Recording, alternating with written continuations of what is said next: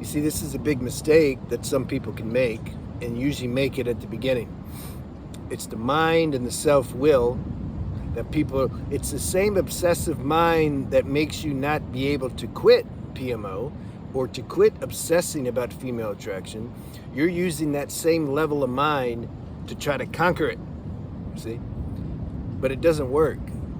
What are some ways that the people use this lower level mind to try to conquer something that that level of mind created? Well, some of these alpha males classes, they like to try to impregnate your mind with these ideas that like somehow the girls just aren't, they're not worth your time. You're superior to them. You know, this is the same old level of thinking that's been going on for, you know, centuries. Why do they say that though? You see, why do they say that? It's the same reasons that some of the girls got burnt at the stake for being a witch, because the guys couldn't handle their power, but they couldn't own that. So they'd say, no, you're doing a spell on me, instead of saying, you know what, man, like you got some power there and I'm too weak to handle it, and so I want to burn you for that. See, they can't say that. So that's one tactic the mind does. Another tactic is like some of these aesthetic teachings, like Shivananda. I liked his book. It was one of the first, The Practice of Brahmacharya, I think it's called. I read it, 20 years ago or something when I was in India. It was a good book. He broke down what we're doing here, you know. But it's basically, there's two paths, you can say, in a spiritual world: aesthetic and tantra. Tantra doesn't mean sex. Tantra means like, well, first let's say what aesthetic means. Aesthetic is you deny your senses. You deny these urges. You look at the ground. Don't look at girls, ever. Don't touch them. Don't be too close to them.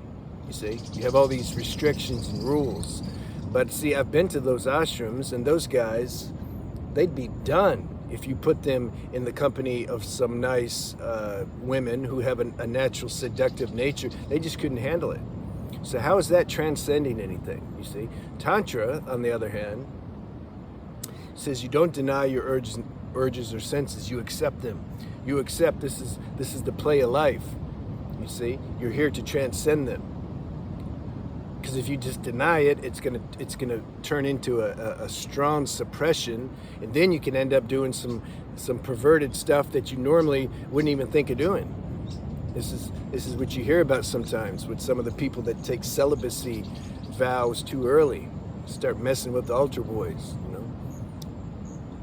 So I'm not knocking the aesthetic path. See, we can't control this stuff anyway. This has already been downloaded into your being. Are you more of an aesthetic or are you more a tantra? It just is, you know. But I'm just saying, I've never seen any true aesthetic transcend this such strong instincts, you know, that like the sexual instinct. Now, I'll give you an example though how Tantra looks. I was in Thailand maybe 15 years ago. I've shared this before. I was doing my normal meditation at night, you know, and I couldn't do it properly because I wanted to know what the soapy massage felt like. It's a famous massage in Thailand. You go to the massage and they soap you up, and she gets soaped up, and you're naked, and she rubs her body back and forth on yours, and yeah, and then you go into the jacuzzi and wash off, and then you go lay in the bed, and then you do stuff, you know. I wasn't interested in the doing stuff part. I just wanted to know what the damn, you know, what's it like? And so I kept trying to meditate, and after like the third night, I'm like, man, I just got to go do this. So that's Tantra. Tantra says, go do it within reason. You don't want to be like another guy's like, bro, I got this fantasy. I want to go and shoot heroin with these prostitutes in Bangkok. So no, you don't do that because they'll lock you up and kill you.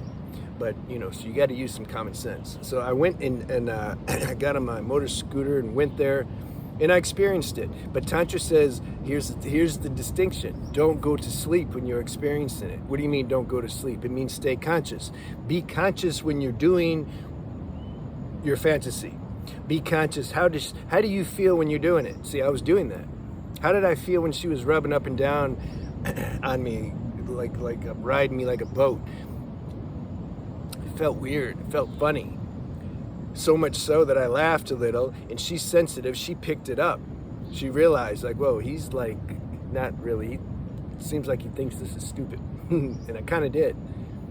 So then we just ended up going in the jacuzzi, and I interviewed her. You know, why do you do this? What happened? You know, is it fun? And all that stuff, you know. That was fun. I like that part. I like the interview part. So that's what Tantra says. Go do those things and stay super conscious so that you get the experience. It goes deep, and then you know you don't just check out, and you know be conscious. How do you feel when you're doing it? How does she feel? Read her energy when you're doing it. Does she like it, or is it just her job? You know, get deep into it. Feel all that. At the same time, don't use it as a justification to keep doing it. So that's the other trap. Me and my Indian friend used to joke with each other about that, you know, like you can use that as a justification. Just say, well, you know, I'm going to do it because I want to be free of it, which is, it's true, but you just keep using that as an excuse to go do it. So you got to have some wisdom, some balance. At some point, you're just going to have to go through the grind of transcending these habits. Do it. You know, I had to do it a little. I got the experience of it, but I'm like, okay, I don't want to do it anymore. But the obsession or the tendency, strong tendency to repeat it, that don't go away for everything. It goes away for some things, but not everything. So then you get to where you have to transcend that. You have to just let that burn up and don't do it. Because you've already done it. You know the story. There's nothing new is going to happen. It's going to be stupid. Many people, they keep doing the same thing. They already know it's stupid when they go to do it, but they can't help it. They got to go do it. Then they're doing it and they're like, this is so stupid. Why am I doing it? So then, because the obsession, that urge is strong.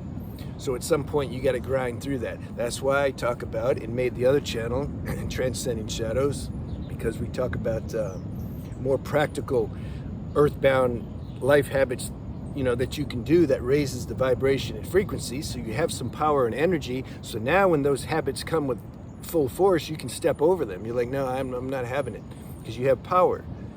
See? Otherwise, it's very difficult to beat this. Some people have this addiction so bad. I mean, look, they end up in prison. They do all kinds of crazy stuff because the overpowering tendency to do it so strong they can't beat it. So I understand.